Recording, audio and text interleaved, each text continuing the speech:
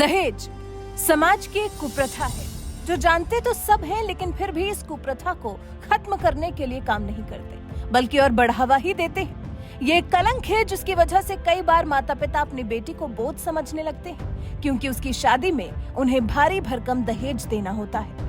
बेटी के जन्म लेते ही माता पिता को उसकी शादी की चिंता सताने लगती है। दहेज नाम का दानव माता पिता और उनकी बेटी के बीच रिश्ते में वो प्यार नहीं पनपने देता जिसके माता पिता और बेटी दोनों ही हकदार हैं।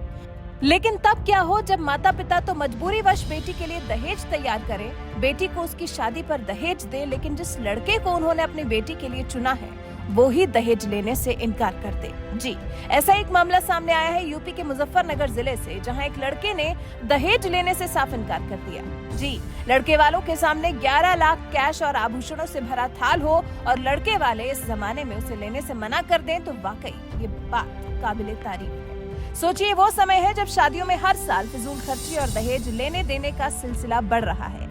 ऐसे माहौल में समाज की इस कुरीति के खिलाफ चलकर कोई समाज को आईना दिखा दे तो कितनी बड़ी बात है। दूल्हे सौरभ चौहान ने दहेज में मिले 11 लाख और आभूषण लौटाकर वाकई एक नई मिसाल पेश की है। 1 रुपए में शादी रचाई तो घराती और बारातियों का सीना गर्व से चौड़ा हो गया। मूल रूप से बंगला पिथौरा निवासी और वर्तमान में शहर के रामपुरी में रहने वाले विजय सिंह का बेटा सौरभ चौहान लेखपाल है।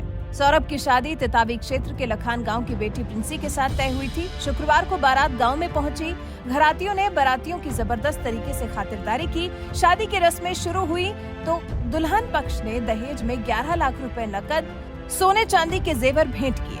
दूल्हे सौरभ चौहान ने दोनों पक्षों की मौजूदगी में आगे बढ़कर दहेज में मिली नकदी और सोने चांदी के आभूषण लौटा दिए। सौरभ ने सिर्फ 1 रुपया शगुन का लेकर प्रिंसी संग शादी रचा ली, जिसे देख शादी में मौजूद हर एक शख्स दूल्हे की तारीफ करते नहीं थक रहा था। हर कोई दूल्हे के इस नेक कदम के बारे में बात कर रहा था। प्रिंसी, जो कि लखन गांव की बेटी है, मेडिकल की पढ़ाई कर चुकी है। प्रिंसी के पिता फौजी क्षेत्र के गणमान्य लोगों में शामिल हैं। सेना से सेवानिवृत्त होने के बाद बैंक में काम करते हैं और ऐसा दूल्हा पाकर वाकई खुद को धन्य महसूस कर रहे हैं। प्रिंसी भी तो इतना काबिल, समाज को आईना दिखाने वाले सौरभ चौहान से ब्याह रचाकर कितनी खुश हैं, वो उन्हीं से जान लेते हैं।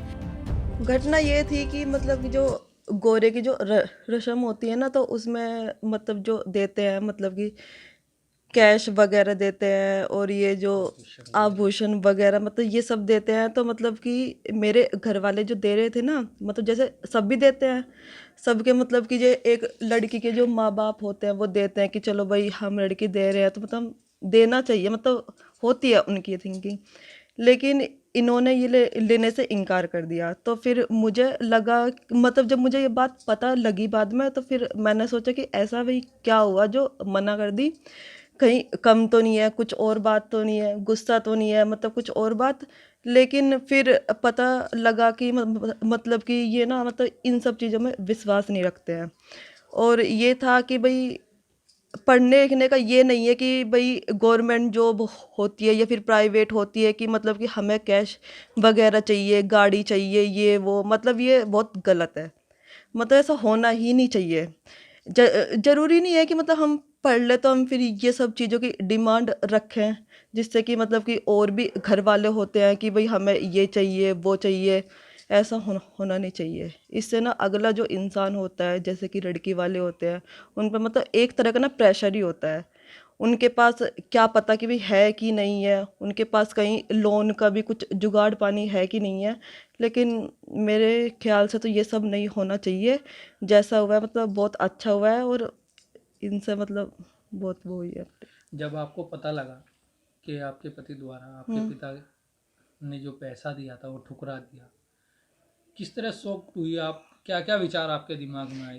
मेरे मन में यही विचार आए कि मतलब क्यों लौटा दिए, मतलब कम तो नहीं थे या फिर कुछ और बात है।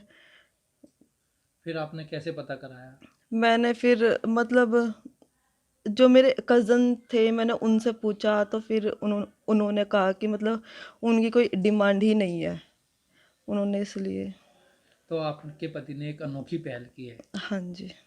दहेज बिन शादी। जी, और मैं चाहती हूँ कि मतलब सब ऐसे ही मतलब करें। प्रिंसी को जैसे ही ये बात पता चली वैसे ही वो डर गई कि कहीं कम होने की वजह से कोई नाराजगी तो नहीं या कोई और बात तो नहीं हो गई जिस वजह से सौरभ ने दहेज लेने से इनकार कर दिया। लेकिन असल में तो सौरभ चौहान खुद ही इस दहेज नाम के डंग से समाज को मुक्त बनाना चाहते हैं, तभी तो इसकी शुरुआत उन्होंने खुद से की है और लोगों के लिए प्रेरणा बन गए हैं। सौरभ चौहान ने एक नजीर पेश की है, समाज को बताया है कि लड़का लड़की एक बराबर है, तो फिर लड़की के माता पिता दहेज के नाम पर भारी भरकम रकम और आभूषण क्यों दें? ऐसे हमारे समाज में जो गोरे की रस्म होती है उसमें एक व्यवस्था है, दहेजी है। दहेज वो वधू पक्ष की ओर से वर पक्ष को कुछ नकदी, आभूषण और बहुत सारे सामान होते हैं जो इस व्यवस्था में दी जाते हैं, जो समाज के लिए गलत है। तो क्या हुआ उस रस्म के दौरान अचानक? मैंने इस जो दहेज की वो चीज़ें थी उसे स्वीकार नहीं किया, और स्वीकार न करने का कारण है कि ये गलत है। पढ़े लिखे होने का मतलब ये नहीं कि हमारे पास डिग्रियां हैं, सर्टिफिकेट्स हैं, पर समाज में जागरूक होना भी ज़रूरी है। हमें पहचान होनी चाहिए कि इस व्यवस्था में ये गलत है या सही है। जब हम जानते हैं कि दहेज व्यवस्था गलत है, तो जब अब खुद का मेरा नंबर था तो मैंने उसे स्वीकार नहीं किया। दहेज के रूप में ससुराल पक्ष क्या दे रहा था और आपने उनके मान सम्मान के लिए फिर क्या किया? दहेज पक्ष की ओर से 11 लाख रुपए और आभूषण थे और बहुत सभी सामान थे जो शादी में दिए जाते हैं, मैंने उन्हें स्वीकार नहीं किया।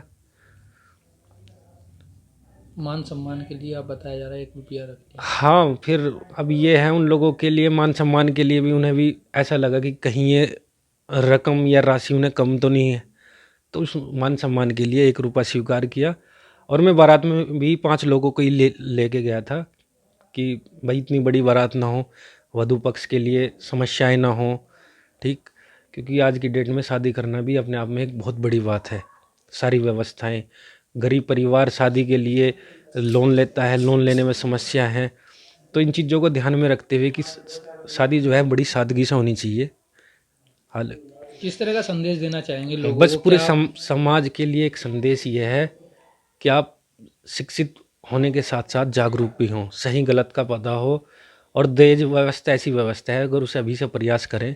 हालांकि सरकार ने कानून बनाए हैं, कई एक्ट है, पर उसके बावजूद भी इस चीज़ में कोई रोकथाम नहीं है, और आए दिन इसकी वजह से भाई लड़कियां प्रताड़ित हो रही हैं, हत्याएं हो रही हैं दहेज के लिए, ठीक है। तो इन चीज़ों को अगर हम लोग जागरूक हों, कम हो जाए समाज में, तो बहुत बेहतर है। ये भी कॉपी करना चाहिए हर समाज में, जो लोग भी ये लगे। हम मुझे इतना प्राउड फील हो रहा है कि जनप्रतिनिधि भी मुझसे संपर्क में करके बधाई दे रहे हैं, तो कितना अच्छा लग रहा है। उस धनराशि से कितना अच्छा है कि हर आदमी आपका सम्मान कर रहा है। इतनी अच्छी पहल है कि मेरा मानना है कि सबको करना चाहिए। अक्सर देखने को मिलता है कि शादियों में ज्यादा से ज्यादा दहेज की मांग की जाती है। अगर लड़का अच्छे पद पर हो या सरकारी नौकरी वाला हो तो लड़की के परिवार को और ज्यादा बड़ी रकम देने के लिए कहा जाता है। ऐसे लोगों को मुजफ्फरनगर के सौरभ चौहान ने एक बहुत बड़ी सीख दी है। आप बताइए, क्या आपने सौरभ चौहान की इस सीख से कुछ सीखा या नहीं? दूल्हे सौरभ चौहान के समाज की कुरीति को खत्म करने की दिशा में उठाए गए इस कदम को लेकर आप क्या कहना चाहेंगे? कमेंट कर हमें जरूर बताएं। मुजफ्फरनगर से नागर दत्त शर्मा की रिपोर्ट।